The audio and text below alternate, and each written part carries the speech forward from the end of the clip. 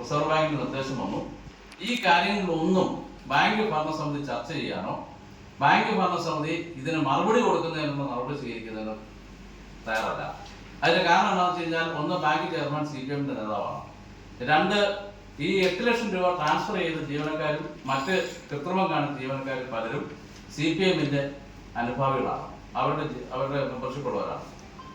അപ്പൊ സ്വാഭാവികമായി അവർക്കെതിരെ നടപടി എടുക്കുന്നതിനെ സംബന്ധിച്ച് ബാങ്ക് ഭരണസമിതി ഒരു കാരണവശാൽ CPM നിർദ്ദേശമുണ്ട്, ജില്ലാ കമ്മിറ്റിയുടെ നിർദ്ദേശമുണ്ട്, ചെയ്യാൻ പറ്റില്ല എന്ന് പറഞ്ഞ് അതിനൊന്നും മറുപടിയില്ല, നടപടിയില്ല.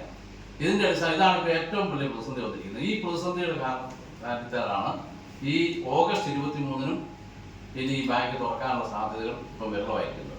ഇപ്പം വീണ്ടും ഒരു ചെറിയ പ്രൊപ്പോർഷൻ ഈ ഇക്വേഷൻ ശരിയായ വായ്പയുടെയും അതുപോലെ തന്നെ റിക്കവറിയുടെയും ഇക്വേഷൻ ഏകദേശം ഇടയ്ക്ക് ഒരു ക്രമത്തിലായി വന്നിരുന്നതാണ്. വീണ്ടും ഇപ്പം പഴയ രീതിയിൽ അതിന്റെ അനുവാദം തെറ്റി. ആ അനുവാദം തെറ്റിക്കഴിഞ്ഞാൽ ഒരിക്കലും റിസർവ് ബാങ്കിന് സമ്മതിക്കത്തില്ല. പിന്നെ റിസൾട്ട് എന്താണെന്ന് വെച്ച് കഴിഞ്ഞാൽ, ആയിരക്കണക്കിനുള്ള നൂറുകണക്കിനുള്ള ആളുകൾ ഈ ബാങ്കിൽ പണം ഡെപ്പോസിറ്റ് ചെയ്തിട്ടുണ്ട്.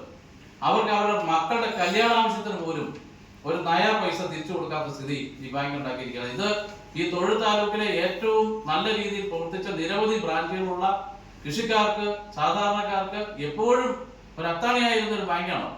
ആ ബാങ്കിൽ ഇപ്പോൾ ഒരു നയ പൈസയുടെ പോലും അവർ ഡെപ്പോസിറ്റ് ചെയ്തിരിക്കുന്ന കാശ് പോലും തിരിച്ചു കൊടുക്കാൻ കഴിയാത്ത സ്ഥിതി വളരെ ഗുരുതരമായ സ്ഥിതിയാണ്. എന്നിട്ട് ഈ പ്രശ്നം പരിഹരിക്കാൻ നോക്കട്ടെ. ഈ പ്രശ്നം പരിഹരിക്കാൻ അവർ ശ്രമിക്കുന്നത് അതിനകത്ത് രാഷ്ട്രീയമാണ്. ഇതുപോലെ കൊള്ളയും അഴിമതിയും നടത്തിയ ശേഷം അതിന് വിശദീകരണം ചോദിച്ച് റിസർവ് ബാങ്ക് കൺട്രോളുള്ള റിസർവ് ബാങ്ക് വിശദീകരണം ചോദിച്ചാൽ മറുപടി പോലും കൊടുക്കേണ്ട സ്ഥിതി വന്നു കഴിഞ്ഞാൽ പിന്നെ ബാങ്ക് ഇങ്ങോട്ട് പോകും. അപ്പൊ ഈ പശ്ചാത്തലത്തിൽ ഇതിനെതിരെ വളരെ ശക്തമായിട്ടുള്ള ഒരു നിലപാട് സ്വീകരിച്ചുകൊണ്ട് വൈഡ് പബ്ലിസിറ്റി കൊടുത്ത് ഈ ഭരണസമിതിക്കെതിരായിട്ടുള്ള പ്രക്ഷോഭം ആരംഭിക്കുന്നതിന് ഐക്യ ജനാധിപത്യ മുന്നണി തീരുമാനിക്കുകയാണ്.